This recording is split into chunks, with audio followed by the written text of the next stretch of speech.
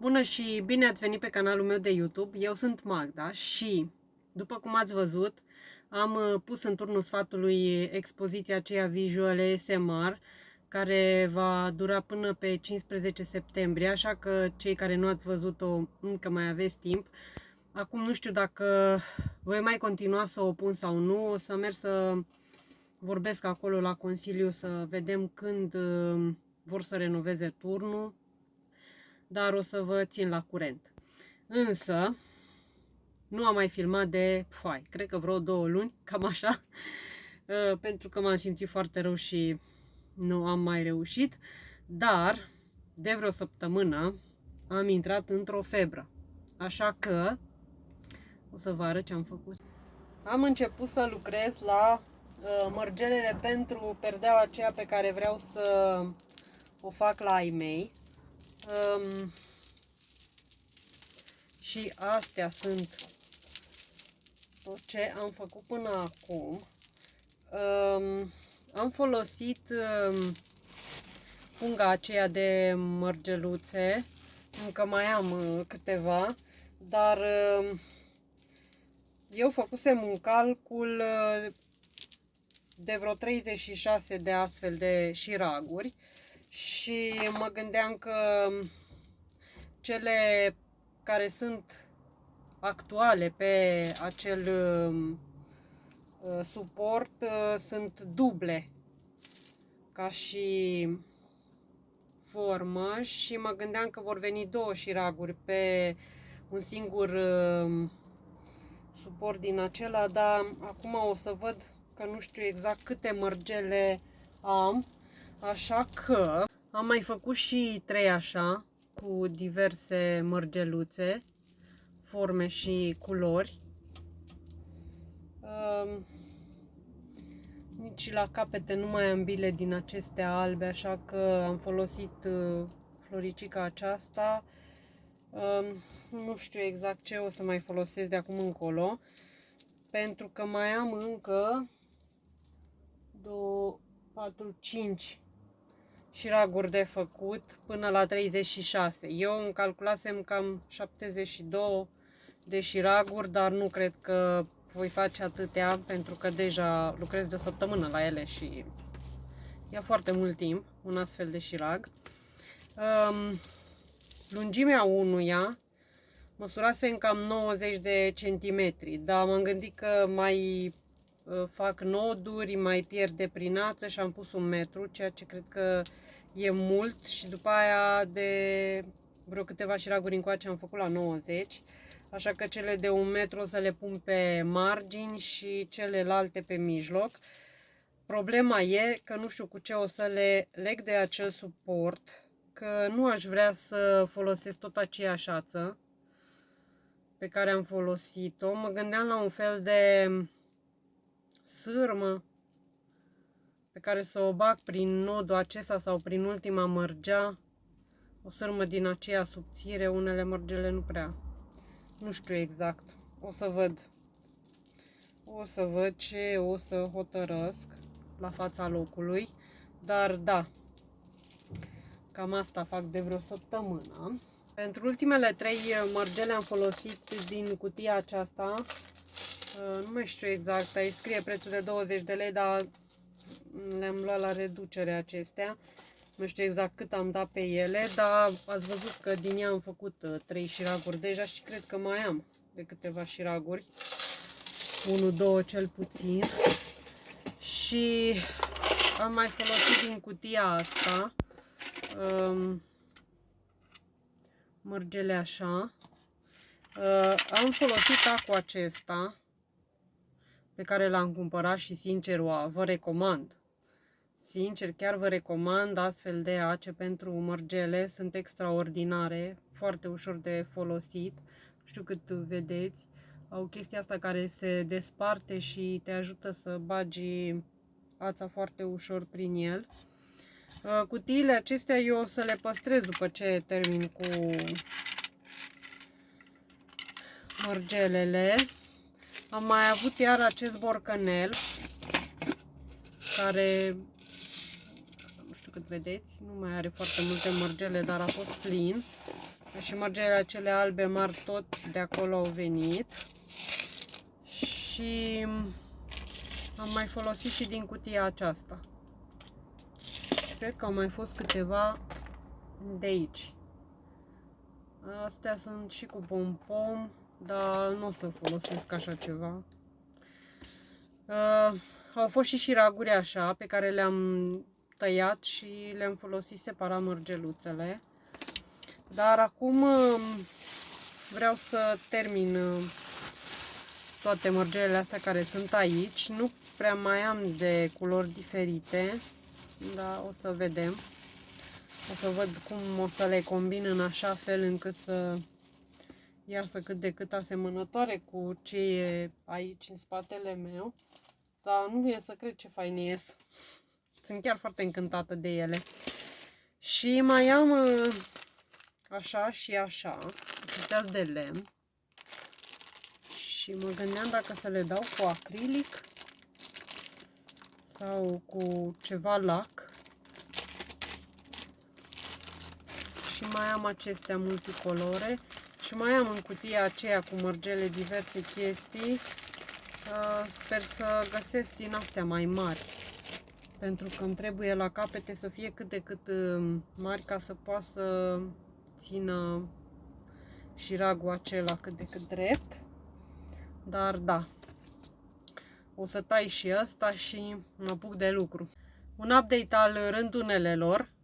Din cuibul acela nu au făcut decât 2 puiuți. O să fac un videoclip cu ce filmări am cu ei, dar acum au zburat puiuții de, cred că vreo 2 săptămâni. Așa că nu vin decât seara și după ce au avut câteva tentative să stea fiecare într-un cuibuleț din celelalte, până la urmă s-au întors la părinți, așa că părinții nu vor mai avea un alt rând de pui.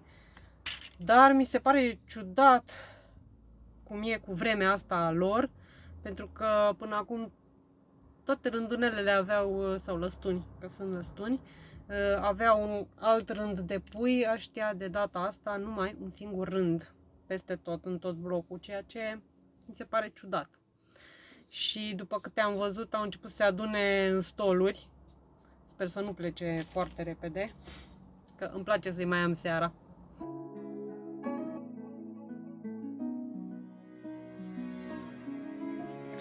Am căutat mărgele în genul la aceasta mare, dar nu am mai găsit. Așa că cred că o să folosesc așa ceva. Am mai găsit-o pe aceasta, dar apoi o să văd ce voi folosi. Deocamdată nu știu. În atelier sunt 33 de grade, deci foarte cald, așa că dacă auziți vreun zgomot, sunt mașinile. Tot căutând am găsit și acele acestea de agățat globuri în pom și mă gândesc că le voi folosi pe acestea pentru sistemul acela de prindere. O să văd și cum. O să o vedeți și voi.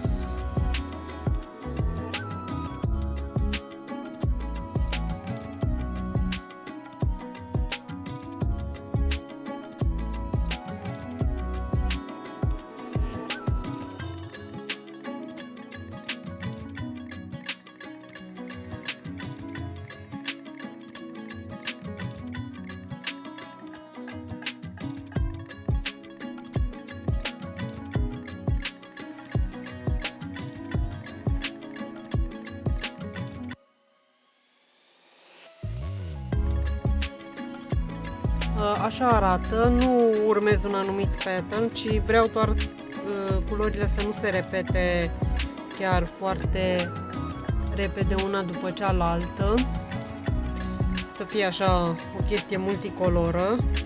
Nu vreau să-mi folosesc prea mult mintea, ci vreau doar să reușesc să fac șiragurile acestea cât de cât apropiate ca și culoare. O chestie interesantă, aceste mărgele, unele au capetele închise în partea cealaltă, așa că pe acelea o să le folosesc altfel, nu știu exact cum, dar o să văd.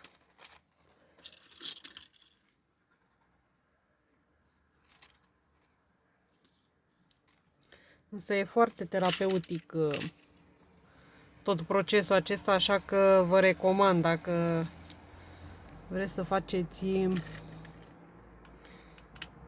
chestii de genul acesta, vă ajută să ieșiți din toată nebunia asta de zi cu zi. Între aceste mărgele aș vrea să fie totuși o diferență, așa că am pus câteva, nu foarte multe, altfel de mărgele, mai măricuțe puțin. O să văd la celelalte cum o să fac, pentru că toate nu mai am decât de acea mărime aceasta. Așa că va fi o provocare, dar să continuăm.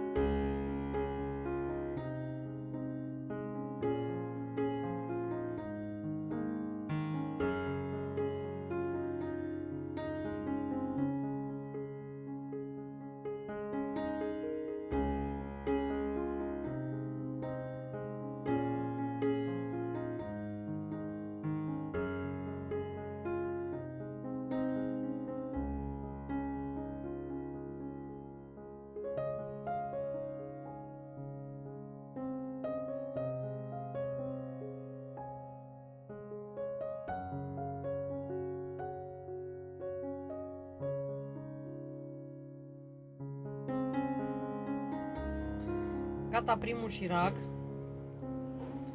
Așa arată.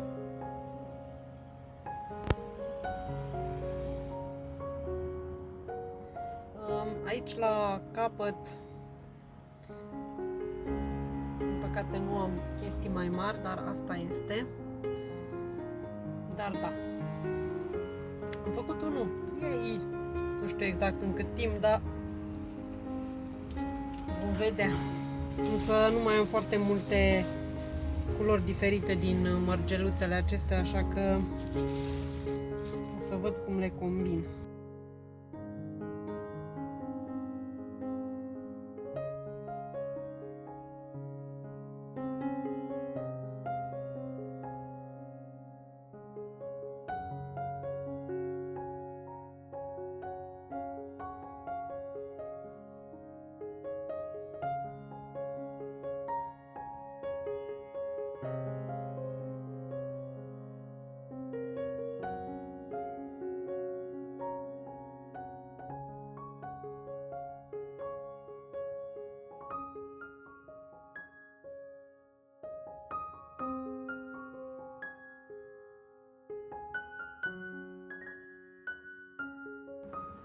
Am reușit să termin și al doilea șirac. Nu mai am decât 3 ațe, dar cred că o să fac mai multe. Nu știu dacă v-am arătat, ca și ață folosesc o ață așa. E aceasta normală, de iută cred că e. Mi s-a părut mai rezistentă decât altele. Puteam să folosesc fir din acela de plastic, dar până la urmă am optat pentru asta. În fine, al doilea. Problema e că nu mai am multe culori din astea și nu știu cum să le combin exact, dar o să vedem.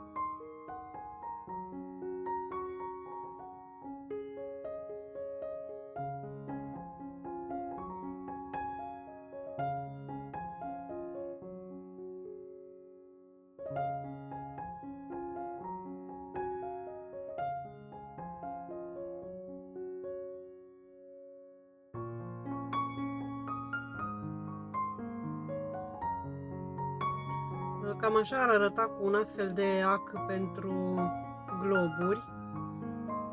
Și l-am băgat pe nodul acesta. Eu cred că va ține, pentru că am nodat de 2 ori. O să văd când ajung la Pitești cum o să reușesc să folosesc chestiile astea, dar sunt 50 aici de bucăți în această punguliță, așa că eu cred că ar fi suficiente. Da, o să vedem. După cum vedeți, nu mai am foarte multe biluțe de genul ăsta, dar mai am o singură ață de făcut, așa că cred că voi mai face câteva și chiar dacă nu le voi folosi pentru perdeluța aceea, o să le folosesc pe aici prin atelier pentru decorare, dar vreau să termin mărgeluțele acestea. Și astea încă nu știu dacă voi mai face, am numai 3 șiraguri așa, dar da.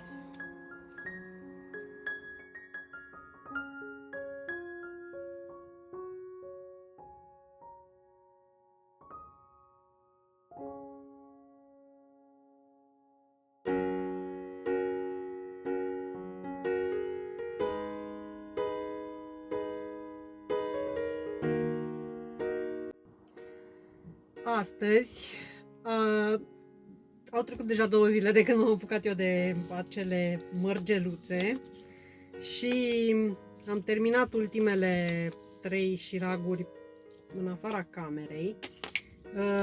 Acesta este ultimul cu astfel de mărgele, nu am mai avut, iar la final, după cum vedeți, am rămas doar cu aceste culori.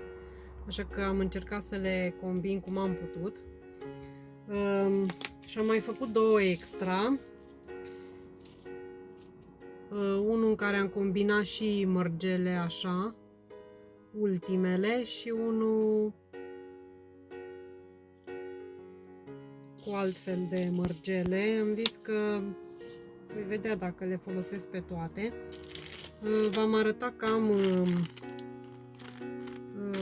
agățătorile acestea pentru globuri și am încercat să pun pe o ață din aceea și cred că o să rămână pe ață și nu pe ultima mărgeluță, pentru că mi se pare că dă mult mai bine pe nodul acesta, unde aici, decât pe mărgea. Oricum eu le-am strâns destul de tare și sunt 2 noduri, deci mă gândesc că vor rezista. O să-mi iau cu mine 3 dintre cleștii aceștia pentru bijuterii. O să văd pe care o să-l folosesc, dar cred că arată foarte bine. Acum o să număr să văd cam câte sunt de fapt și cam aici o să se termine. O să vă arăt într-un vlog viitor cum va fi cu perdeluța făcută. Acestea sunt toate șiragurile pe care le-am făcut, o muncă titanică de o săptămână, dar foarte terapeutică. O să le număr să văd exact câte sunt.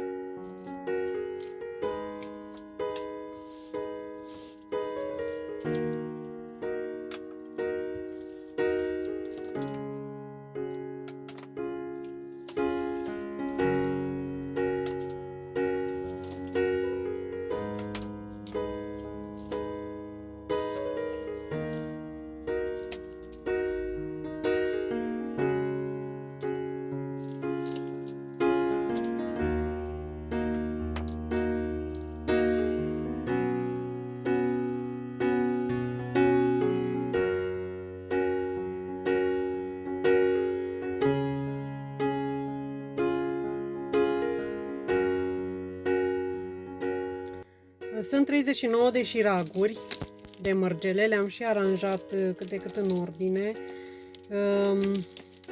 Dar mă gândesc că voi pune chestiile astea când voi ajunge acolo și voi vedea exact la fața locului cum să fac prinderile acelea. Și cam atât cu vlogul cu perdeaua de mărgele deocamdată. Noi o să ne vedem într-un clip următor, așa că stați aproape să vedeți cum se termină această experiență cu perdeluța de mărgele. Pe data viitoare!